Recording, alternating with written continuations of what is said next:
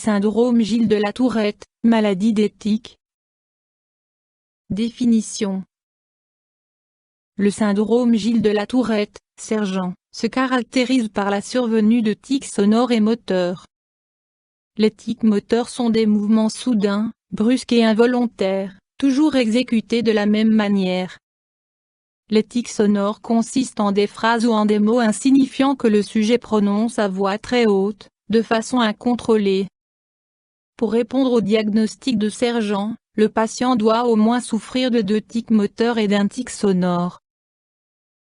Cette maladie était déjà connue durant la Grèce antique. À cette époque, la survenue des tics relevait de la responsabilité des dieux. Cette maladie doit son nom au neurologue Georges Gilles de la Tourette, qui a distingué cette maladie de l'épilepsie en 1885. La maladie débute généralement à l'âge de 7 ans, et dans tous les cas, avant l'âge de 21 ans. Pour des raisons que l'on ignore encore, les garçons en sont environ 10 fois plus souvent atteints que les filles. Forme. Le degré de gravité de la maladie est déterminé au moyen de l'échelle TSS-CL, Tourette Syndrome Severity List. On évalue le comportement du patient à la maison et à l'école ainsi que la fréquence des tics et leur impact sur la qualité de vie du patient. Forme légère, les tics n'entravent pas le comportement à l'école du sujet et sont à peine perçus par l'entourage. Ils ne sont pas ressentis comme un problème. Aucun traitement n'est nécessaire. Forme modérée, les tics sont perçus par l'entourage et sont problématiques. Ils empêchent la pratique de certaines activités et posent des problèmes scolaires. Forme sévère, les tics sont frappants, influencent les contacts et la performance scolaire. La plupart du temps, un traitement s'impose. Maladies associées. Le sergent est souvent accompagné d'autres maladies, syndrome de trouble d'hyperactivité avec déficit de l'attention, TADA, chez 50 à 75% de patients, troubles obsessionnels compulsifs, 30 à 65%, difficultés d'apprentissage, 23 à 24%, angoisse, 19%, troubles du sommeil, 14 à 26%, automutilation, 14 à 33%, ou dépression. Répercussions. Les parents exercent souvent une pression involontaire sur leurs enfants malades.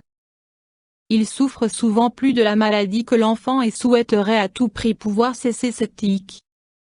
Généralement, l'effet inverse se produit car les enfants sont confrontés à des situations de stress qui augmentent les tics.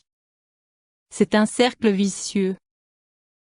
Pour les enfants malades, il est essentiel d'avoir l'impression qu'on les accepte avec leurs tics.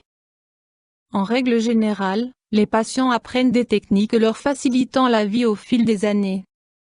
À cet effet, une ambiance détendue est indispensable. Les enfants atteints du sergent n'ont aucun retard mental mais ils connaissent cependant fréquemment des difficultés d'apprentissage. En raison de leurs tics, ils sont vraisemblablement gênés lors de l'écriture ou des relations sociales avec leurs camarades de classe. Par ailleurs, beaucoup d'enfants atteints du sergent souffrent aussi du syndrome de trouble d'hyperactivité avec déficit de l'attention, TADA. Cause.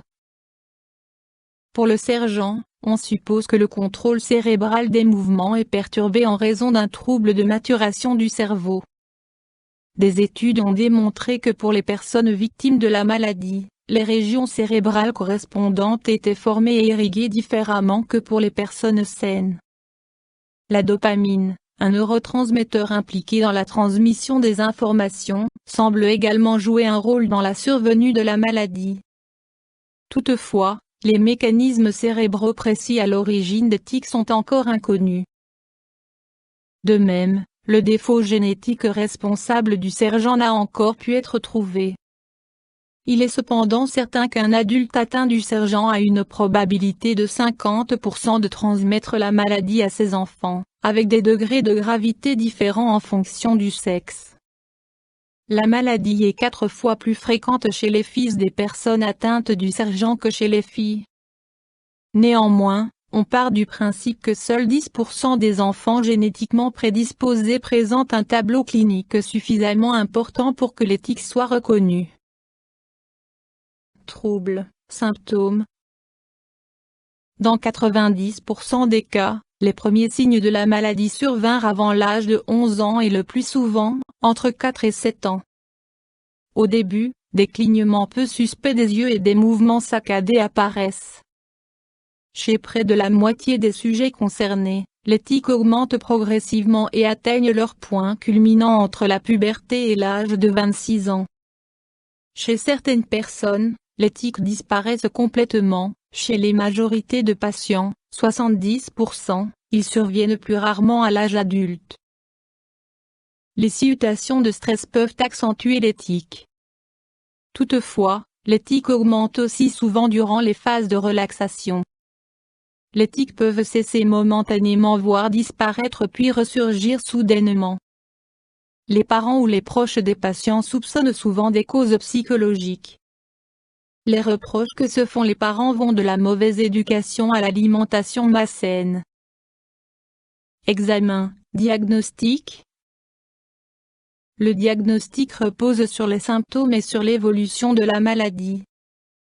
Il convient de distinguer le sergent d'autres troubles de la motricité. À l'heure actuelle, il n'existe aucun test, analyse sanguine, test neurologique ou psychologique, permettant de conclure à un sergent. Le diagnostic repose sur l'exclusion d'autres maladies par la pratique d'un électroencéphalogramme, exclusion d'une épilepsie, et par d'autres examens médicaux. Des questionnaires et des échelles d'évaluation permettent aux médecins de déterminer la forme et le degré de gravité de la maladie. Options thérapeutiques. À ce jour, il n'existe aucun traitement. La qualité de vie de la plupart des enfants atteints du sergent n'est pas entravée de façon importante. Dans ce cas, aucun traitement médicamenteux n'est nécessaire. Traitement médicamenteux. Si le traitement médicamenteux s'impose, différents principes actifs sont indiqués. Ces médicaments doivent cependant être déterminés individuellement en fonction des symptômes. Le traitement médicamenteux est délicat car les enfants atteints du sergent réagissent différemment aux médicaments et la posologie exacte doivent donc être ajustée en fonction de chaque patient. Par ailleurs, les symptômes peuvent varier chez un même sujet, ce qui implique une adaptation de la posologie. En cas de tic particulièrement prononcé ou de tendance à l'automutilation, des antagonistes de la dopamine, neuroleptiques, peuvent être indiqués. Ces médicaments bloquent des systèmes de traitement des informations au niveau cérébral, dont le neurotransmetteur et la dopamine. Certaines études ont démontré l'efficacité des neuroleptiques atypiques. D'autres substances ont également fait leurs preuves dans le traitement du syndrome de trouble d'hyperactivité avec déficit de l'attention. Toutefois, la majorité des médicaments entraînent des effets indésirables comme la fatigue, une augmentation de l'appétit avec prise de poids, des vertiges, une diminution de la concentration ou des raideurs musculaires. Apprendre à se détendre, les techniques de relaxation, de biofeedback et les thérapies comportementales peuvent contribuer à réduire les réactions de stress et permettre au sujet de mieux contrôler ses tics. Les interventions chirurgicales sont rarement efficaces. Des interventions chirurgicales spécifiques au niveau du cerveau sont uniquement envisagées dans les cas extrêmes, lorsque le patient ne répond plus au traitement médicamenteux. Toutefois, la chirurgie a uniquement permis une atténuation des symptômes dans certains cas isolés. La toxine botulique, qui engendre des paralysies musculaires, est actuellement à l'étude. Ce médicament s'est révélé efficace pour traiter les tics du visage et de la tête. Les injections doivent être répétées régulièrement car l'action de la toxine botulique est limitée à 3-4 mois. YouTube Dr Alabé